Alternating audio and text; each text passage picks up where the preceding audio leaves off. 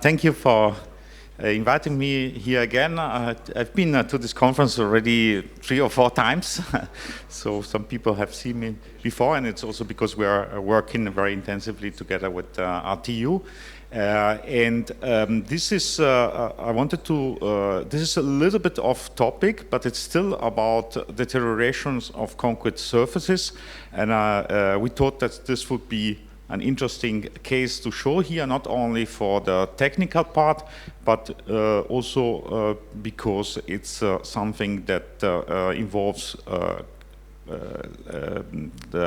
let's say the standards or disregard for concrete standards, and also a reaction of the Irish government in this case, which is very substandard and also almost criminal. You will see what I'm talking about.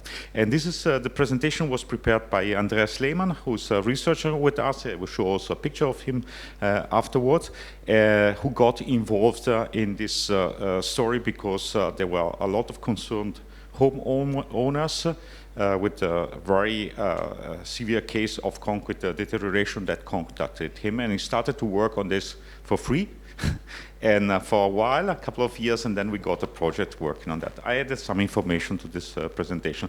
So just to show the level of homes, what happened to those, this is a house in Donegal. This is the northern part of Ireland. So this is not Northern Ireland, the northern part of the Republic of Ireland, which is apparently a relatively depressed zone.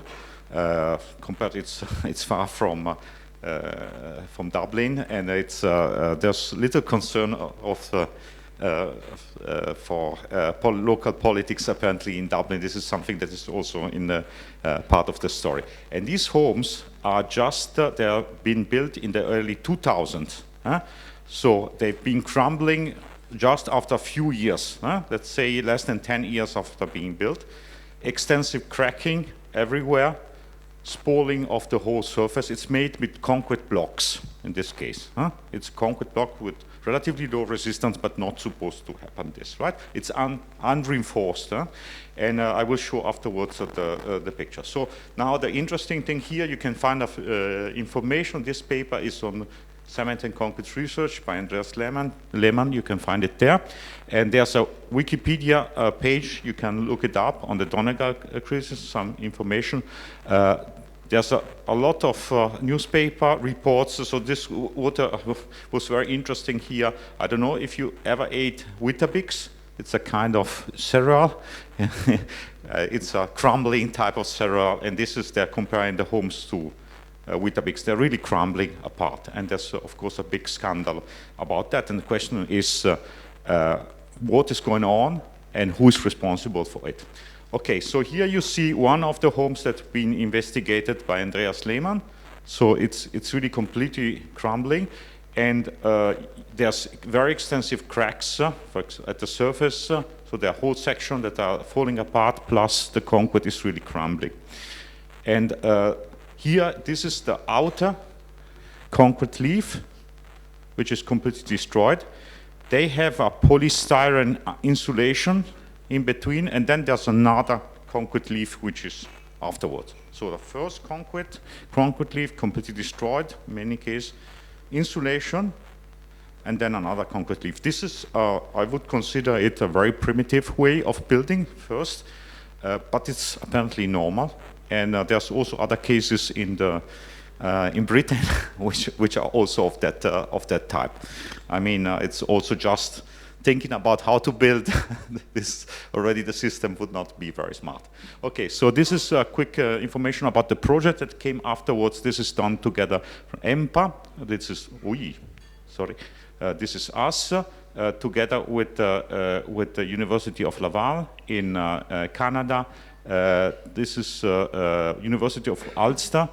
Paul Dunlop is also the owner of one of those homes, and then there are some others involved. And this was the first work where they really went to the homes and trying to understand what was going on.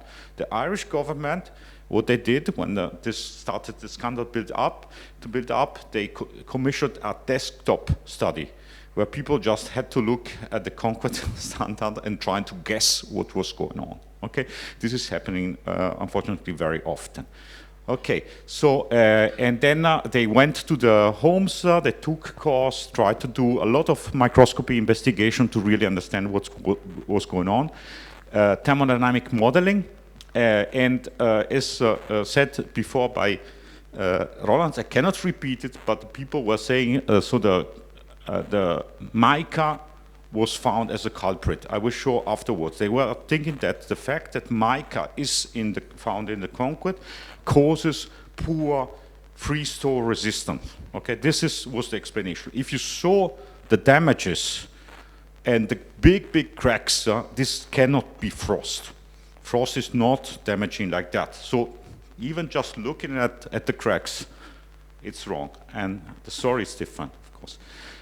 So there was also some study about where the homes are and so on. You will see it afterwards. And first we said so mica, so it's sheet silicates, and it's not muscovite, which is commonly called mica, but there are also other type of sheet silicates that are called like that. What is important in this story is that there was a lot of sulfur found into the concrete. It's mostly in the form of pyrrhotite, which is a very unstable form and very ready to react. And then there is also pyrite, which is not all reactive, but it's also found there. Important, huh? When they were built, there was no standard in place in Ireland for mica, but the European standard about sulfate, it was very clear and was already in place. Okay, so if a government says the problem is here, they don't have to pay at the end, or nobody has to pay because the big industry was involved there. And if you just don't see where the problem is, then you can do this kind of tricks. Okay, and then very important, what was found inside the concrete is ettringite. That is very expensive, we know about that. Thomsite even, so this is calcium silicon, it's got calcium silicon carbonate and sulfate inside. And the important thing about this, when thomsite forms in a sulfate attacking concrete, then there's nothing more to do. The concrete is completely destroyed, it crumbles. And this is very well known. For example, in Switzerland, we have tunnels with extensive sulfate attack from the groundwater, and if you found thomsite, you can really scrape away the concrete with your hands. And this is also known since many years. Good. So these are the cores of from the surfaces, and the interesting point here is that it's very porous, the concrete. So this is the outer mortar, the render, and this is the concrete. And there's cracks. The cracks are not clear to here, but I will show something later. And there's pore filling by a white matter, also in some in particular occasion. If you look into the concrete, this is SEM. The interesting part is the high contrast part that you see here. So this is high contrast because it contains iron. Okay, so it's very high contrast in SEM. And what happens here, and it's actually pyrrhotite, and what happens with that, this is reactive, highly reactive, and there's two things. One is the oxidation of pyrrhotite that then produces iron, and this is expansive, it's like in corrosion. The worst thing is that you can, if the sulfate is coming out, then you have internal sulfate attack. And if it happens when this is inside the aggregates, when the concrete is already in place, then this is going into cement paste and just destroying the concrete. And the first thing that it forms is ettringite, which is bad enough, big expansion, but worse is thomsite at the end, because if this forms inside the concrete, it's completely destroying the cement paste. So the aggregates are completely loose. Good. And this was found inside. Okay. And then looking at some mapping of what you can find in the structure. By the way, there's some sheet silicates around. They're also found in the aggregate mixture. But if you do EDS point analysis at different places to try to understand which kind of phases are found, this is a normal cement paste, and you see that most points, if you point a single point, you find a mixture which is a calcium silicate hydrate. If you look at this cement paste, you find a lot of ettringite, around thaumasite points, so it looks very different from a normal cement paste. All these phases are full of sulfates. Good. And looking at really a map of the concrete by identifying, this is a sulfur element map, and then based on that, looking at all the elements, you can find out which phases are found where. And this is you look at the ettringite, very expansive, and this thaumasite part, which is really means that it's crumbling away. Okay, so it's all over the place. This is another location, and you see it already that this is not good. This is just something that during the preparation for SEM has been shrinking so much that it's completely destroyed and cracked, and this is all full of sulfur. It's all thaumasite. So it seems that something really bad is going on with this concrete where it has been examined. Okay, and if you do thermodynamic modeling, you find out that there's a first phase, and this is stable phases as a content of oxygen, and you also need some moisture, and it's just Portland cement plus sulfate. And what you find is you start from a normal composition, and you end up to a phase where there's a big build-up of ettringite, and if you increase the oxidation of the pyrrhotite, so this is containing the sulfur and the iron, then you end up having this thaumasite, which is just crumbling away, expansive material, and so on. Okay, interesting, if you then have carbonation of the concrete, this is completely masked, because afterwards all these phases carbonate. So if you have too much, a lot of carbonation afterwards, you don't see what has happened. So you have really to look at the concrete in all places. Now, let's look at different samples of those homes, and in all of them, there's a big amount of sulfur. Here calculated as sulfide. And pyrrhotite, this is the unstable form of sulfur. And the EN norm, which was in place when they built, has very clear rules. So this is illegal. This could not have been, well, it's illegal. They got quarries of aggregates that could not be used, and people knew about them. Okay, so it's a violation. And afterwards, when they looked at the aggregates, they said this is a minor content, but minor, it's already much more than what is allowed. Okay, good. Now looking at different homes to see if internal sulfate attack is a problem. The question is, you investigate 4 or 5, 6 homes. There are hundreds of homes that are damaged. Okay, so what is it representative? And then looking at 90 homes, it was very clear that they had a lot of sulfur inside. Okay, and they had a lot, and those that had a lot of sulfur in the blocks, they also had a lot of damage. And so the cracks I'm showing, the cracks and the sulfur. There's more damage in the outer leaf outside than in the inner leaf, because the pyrrhotite oxidation needs high relative humidity. And inside it's carbonating. It's relatively dry, so it's porous and then carbonating. But outside, it's oxidized. Yeah? So this is the reason why outside it's worse. The inner leaf is kind of delayed or protected. The question is whether you can leave it in place or it will afterwards also deteriorate, maybe not. And a problem that I'm not talking about here, the foundations are made with the same concrete and they are expanding. They are homes that are getting lifted, okay? Good. So it's, I think, made a clear point that the problem is sulfate attack. Now the question is this mica, this is the sheet silicate. Is it bad or not? Yeah, to a certain point, it's not good for strength, but it's not swelling. It's not a swelling material. It's not like these sheets are not swelling. So it's a weakness, let's say.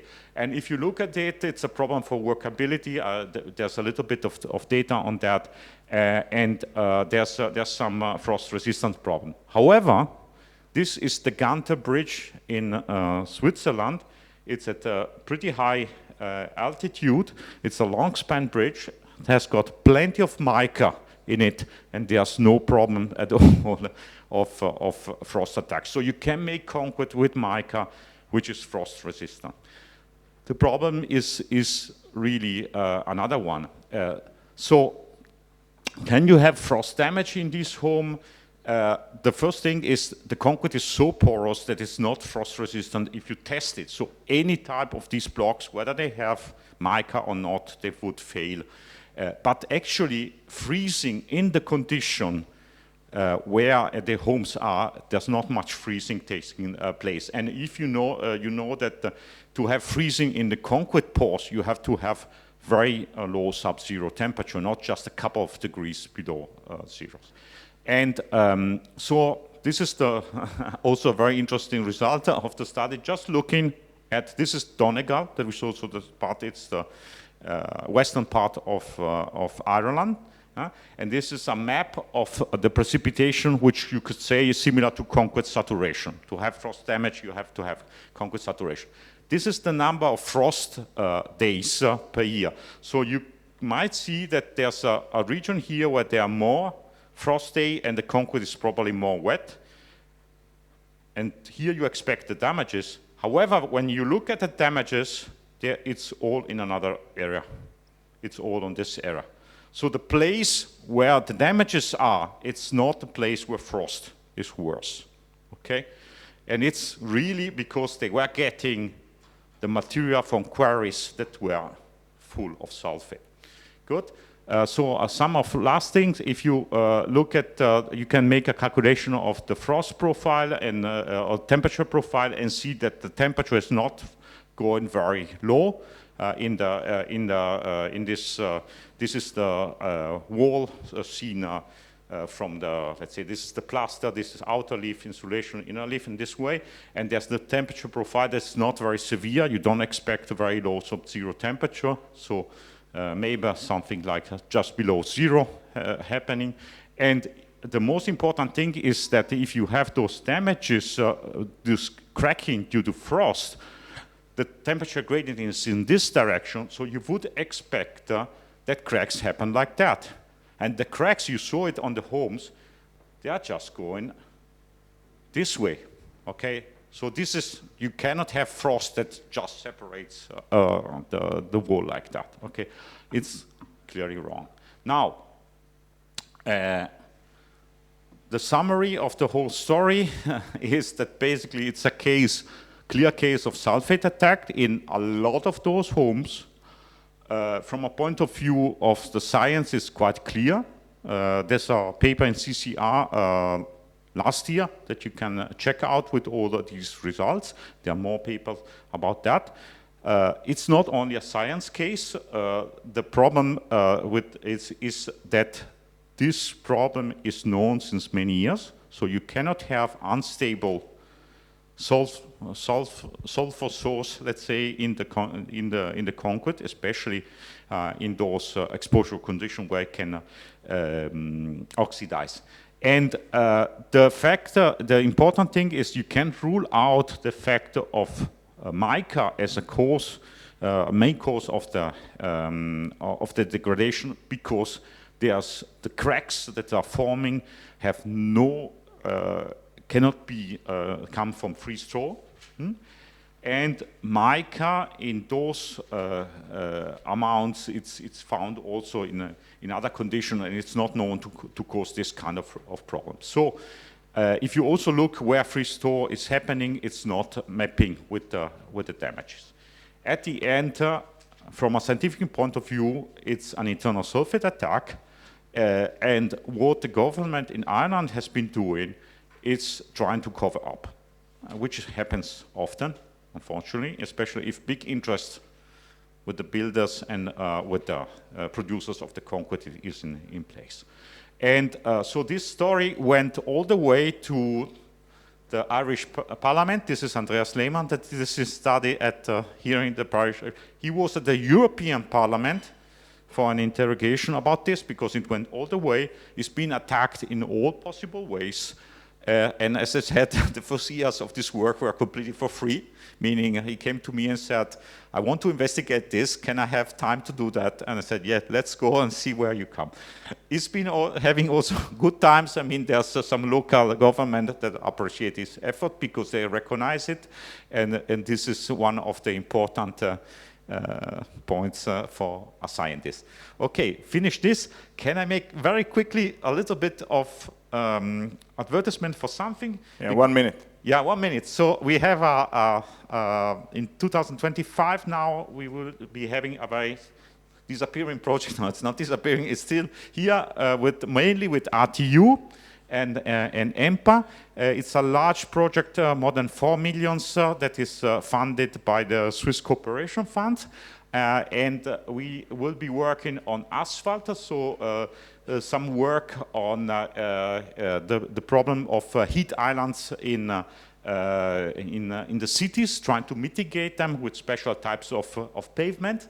Then also doing a lot of very advanced recycling, where we want to go to almost 100% recycling. From the point of view of concrete, we will be looking at concrete repair using shotcrete and an ultra high performance concrete. We'll be having project on that, and then we will be looking at materials, advanced materials for 3D printing, durability of them, and so on. These are number of projects. We have like 47 different projects, including starting from high school students for a short time, bachelor student, master student, PhD, and postdocs. The master, the PhD, and the postdoc will also come to EMPA, to Switzerland, for exchange, and this is the purpose of this kind of, that we have the exchange of information and knowledge, and building up new people, new researchers is an important point of the project. And if you have interest, there's a QR code, and in general, I mean, if somebody wants to go back to academia, we are happy to get experienced people coming back and trying to understand the root of the problem. Nikolai Storopos will show the slides also afterwards. Thank you very much.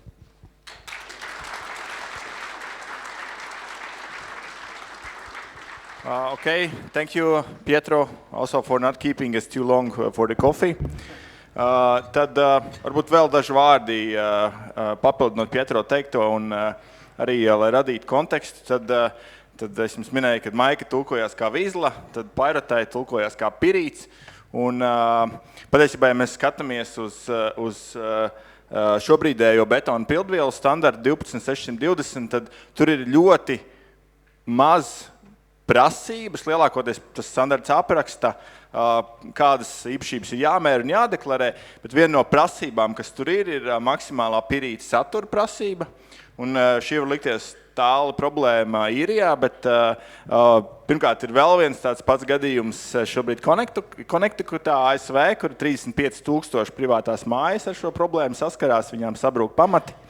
Un viņiem pat ir kaut kāda tiesu prakse tur šobrīd, ka ja pirīt līmenis ir līdz vienam līmenim, tad apdrošinātāji to sedz, ja augstāks, tad sedz un zemāks tad nesedz, un tur pat ir tāds kā pašnāvības gadījumi dēļ šī, jo cilvēkiem nav kur dzīvot vairāk. Un arī nesen bija gadījums Oslo, viņi būvēja dzelzceļa projektu tuneli, viņiem bija tā kā spridzināšanas tehnoloģija, un viņi gribēja tās pildvielas tālāk lietot betonā, bet atklājās, ka tur ir paaugstināts pirīta saturs, un tad kādam bija jāmaksā par pildvielām, kas tiek ievestas.